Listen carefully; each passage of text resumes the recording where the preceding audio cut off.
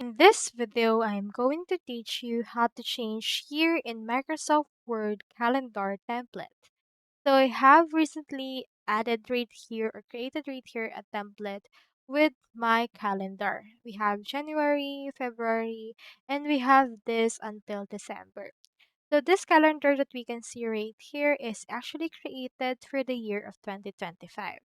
Now, if you want to change the year on this, what we can do is you can just click onto this text right here. This is just ordinary text.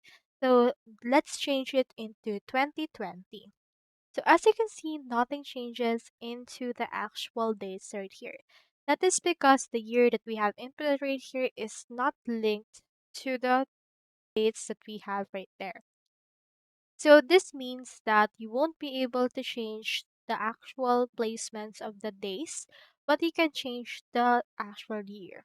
Now, if you want to get the calendar from 2020, what you can do is you can create right here a new template that will have this. Click onto the file option and you can see right here this. Click onto this more templates.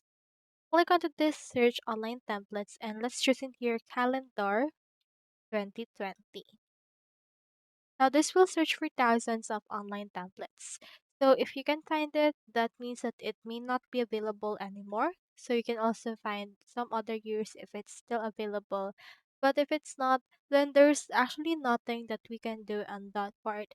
That is because Word is actually not automated and it won't change depending on that.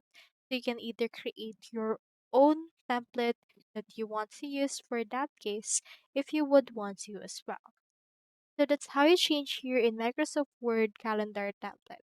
Hope we helped.